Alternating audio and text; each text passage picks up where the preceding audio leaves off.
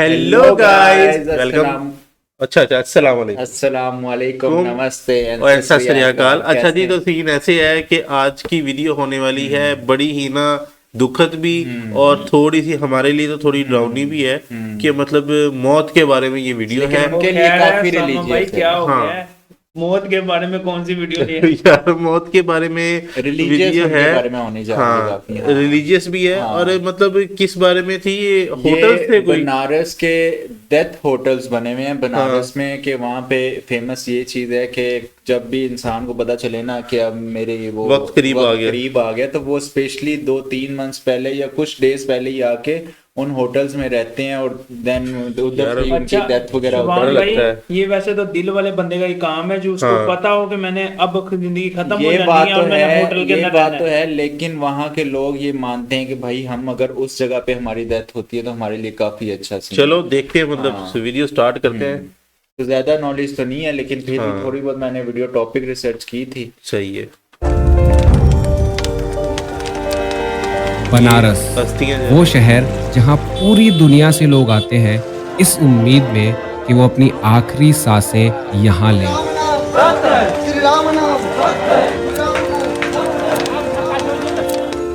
पर क्यों? ऐसा क्या खास है इस शहर में? इस सवाल का जवाब छुपा है बनारस के एक होटल में, जिसे डेथ होटल ऑफ बनारस भी कहा जाता है। तो बनारस पहुंचते ही मैं निकल गया इस यूनिक होटल को ढूंढने, और उसी बीच मेरी मुलाकात होती है इन लोगों से। इनके पास 5 बीघा जमीन है। हाँ। इनके जाने का उम्र हो गया है। हाँ। इनको बेच के गोवा में जाके अय्यासी करना चाहिए। आप बोल रहे हो कि इनको गोवा जाना चाहिए? हाँ, इनको जाना चाहिए। 5 बीघा रख के क्या करेंगे? मरना ही है। तो 2 बोल- वाइफ थी इनकी ना, 2 शादी किए थे। 2 किए थे? हाँ। यही रस है बनारस का, यही रस है। डेथ होटल अब सिर्फ कुछ ही कदम दूर था, और मुझे क्या पता था कि मेरी किस्मत में कल के दिन एक अघोरी साधु से मिलना लिखा है। आपने आखिरी बार इंसानी शव कब खाया था? चलते चलते अब मैं आ पहुंचा था Kashi Labh Mukti Bhawan, also known as death hotel of Banaras. इस भवन में वो लोग चेक इन करते हैं जो अपनी जिंदगी के आखिरी दिन जी रहे हैं, और मैं यहाँ उन लोगों से मिलने आया हूँ जो अपने फैमिली मेंबर को उनके आखिरी दिनों के लिए बनारस लाए हैं। पर क्यों? ऐसा क्या खास है इस शहर में? एग्जैक्टली इन्हीं सवालों के जवाब ढूंढने मैं यहाँ आया हूँ। एमपी से आए हम लोग। 680 किलोमीटर के लगभग है हमारा गांव। छोटा भैया लगता है हमारा कमलेश। और अचानक से उनको लकवा की शिकायत हो गई। अब हमने डॉक्टर को दिखाया, डॉक्टर ने हमसे कहा कि भैया अब तो मुश्किल है। तो हम सब घर वालों ने सोचा कि अब काशी जी ही ले जाना सही है। इतना मुश्किल होता है यार अपने प्यारों को यहाँ पे लेके आना। हमारे यहाँ जो मोक्षार्थी आते हैं उनके साथ घर परिवार वाले, और रहने के लिए 15 दिन यहाँ पर सुविधा दिया जाता है।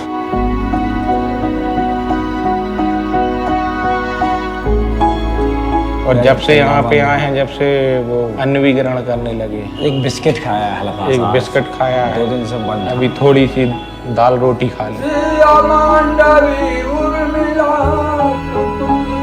15 दिन में मोक्ष नहीं होगी, स्थिति गंभीर होने से व्यवस्थापक साहब से मिल के 15 दिन और बढ़ाया जाता है। उसके बाद में भी यदि लग रहा है कि नहीं वो काफी स्वस्थ दिख रहे हैं तो उनसे निवेदन किया जाएगा पुनः घर जाने के लिए। अभी यहीं स्वस्थ हो जाए तो भी अच्छा है। ऊपर वाले को जो पसंद है उसके आगे तो अपनी चलने वाली है। आते हैं एम्बुलेंस में, स्थिति गंभीर रहती है, डॉक्टर जवाब दे देता है। अब लगता है कि 2-4 दिन में जाने वाले हैं, तो सोचते हैं लोग कि घर से अच्छा काशी है। जैसे मैं शूट कर रहा हूँ, मेरे पाँव हल्के हल्के कांप रहे हैं।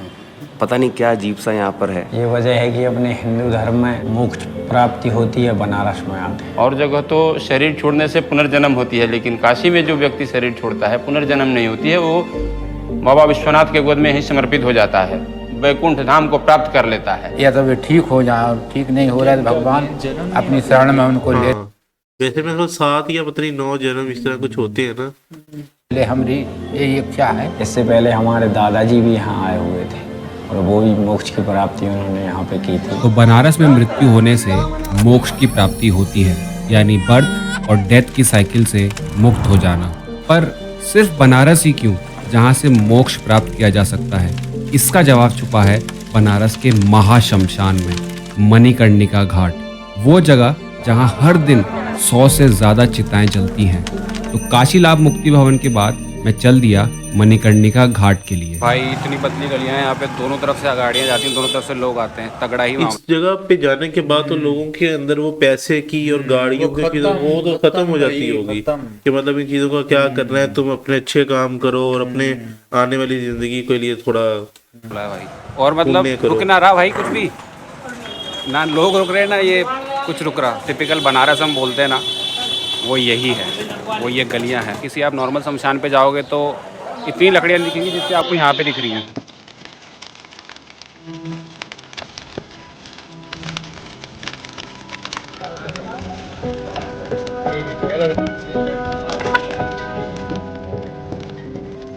So what's your name? EJ. EJ. You are from which place? Argentina. Oh, you are from Argentina? Yeah. Congratulations on winning the World Cup first of Yes. all. I can't say we enjoyed the same as you guys, but we enjoyed a lot. Yeah? Yes, yes, Okay, so what are your thoughts on basically this Manikarnika Ghat, whatever you are seeing? I was pretty shocked as soon as I got here, but I'm really curious about your culture. That's why I came with a tour guide yesterday, and he explained to us that the people and the girls were not allowed here because they might cry. And it is said that if people is crying around this ceremony, that spirit wouldn't go straight forward to heaven or to paradise. So that's why people is not crying here supposedly, and it was pretty interesting to me, you know. मैं भी यही expect कर रहा था कि यहाँ पे लोग रो रहे होंगे, लोग शोक मना रहे होंगे, बट जब मैंने यहाँ पे आके देखा कोई रोना धोना नहीं था। यहाँ पे लोग आते बोला हैं कि अगर लोग रोएंगे तो वो उसको ना जाने वाले को तकलीफ होगी और आगे उसके लिए मसले होंगे, इसलिए यहाँ पे नहीं रोते। जो भी फाइनल राइट्स होते हैं वो करते हैं and it's over, just a routine. Manikarnika Ghat सदियों से जलता एक महाशमशान है जहाँ 24 घंटे चिताएं जलती हैं और माना जाता है कि भगवान शिव खुद यहाँ आत्मा को मोक्ष का रास्ता दिखाते हैं और इसीलिए जो इंसान बनारस में अपनी आखिरी सांसें लेता है उसको सीधा मोक्ष की प्राप्ति होती है। अब सूरज ढल चुका था और पास ही के दशाश्वमेध घाट पर बनारस की फेमस गंगा आरती शुरू होने वाली थी।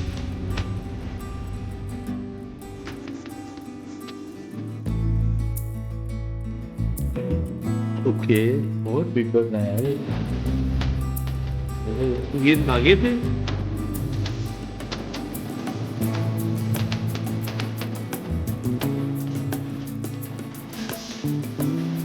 ये काफी ना मैंने एक वीडियो देखी थी, काफी हैवी होता है जो घुमा रहे होते हैं, इन्हीं का काम है ये aarti. Cameraman focus, roll camera action, तो खींच मेरी फोटो। फुल पावर है, काला वाला गाला, full power 24 hour, all knowledge without college, all knowledge without college.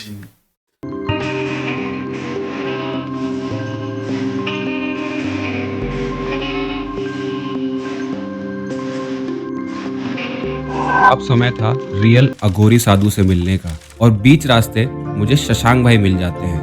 पहले वो मुझे अपने घर चाय के लिए इनवाइट करते हैं। ये शशांक भाई है, उनका छोटा भाई है और ये आंटी है, इनकी मम्मी है। सबसे पहले तो आप लोगों को बहुत बहुत थैंक यू, क्योंकि किसी भी अजनबी को आपने ऐसे अपने घर के अंदर बुलाया। और जैसे ही मैं इनको अपने प्लान के बारे में बताता हूँ, इसने निकाली है बाइक और हम जा रहे हैं एक अघोरी आश्रम में। और मैंने इसलिए शशांक को लिया क्योंकि मेरी अकेले जाने में फट रही थी, सच बताऊँ तो। आउटर में वो जो हमारा काशी वाला मणिकर्णिका घाट है ना, तो वहाँ पे उनको वरदान मिला है कि चाहे कितना भी कुछ हो जाए वहाँ पे कभी आग शांत नहीं होगा। अघोरी आश्रम से कुछ 500 मीटर पहले रामनगर फोर्ट नजर आता है।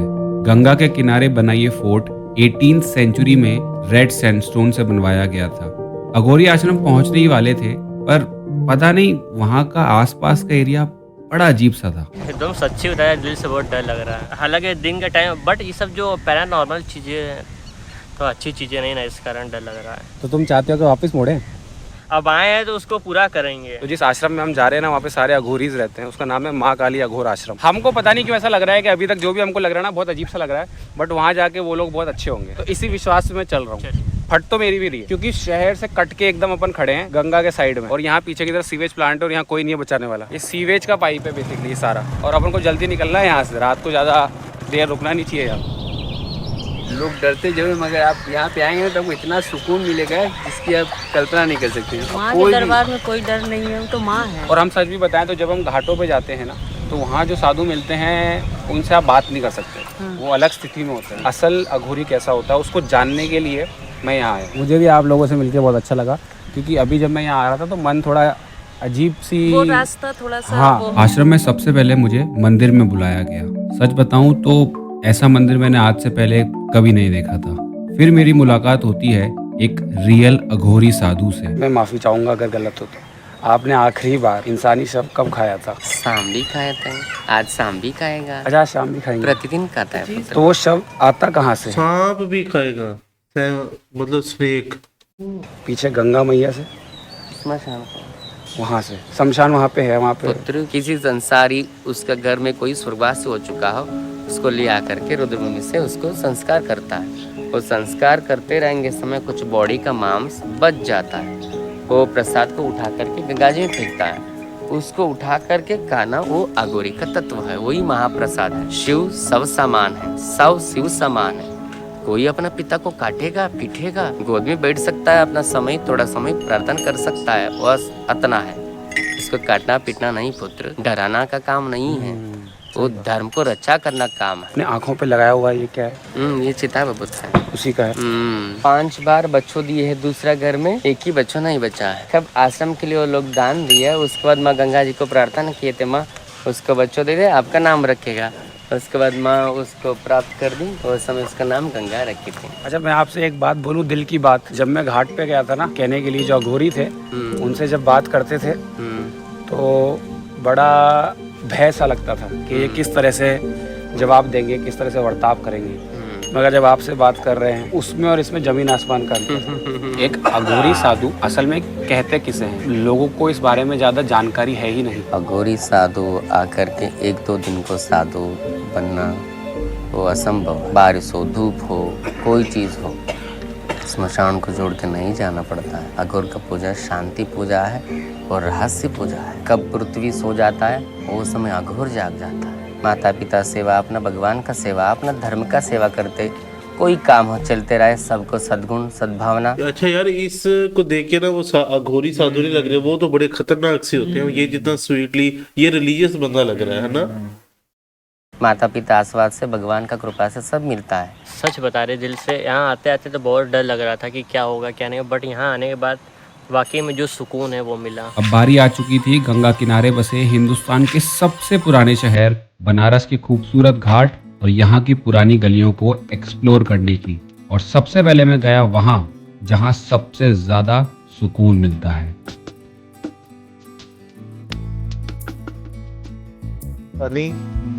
बोटिंग,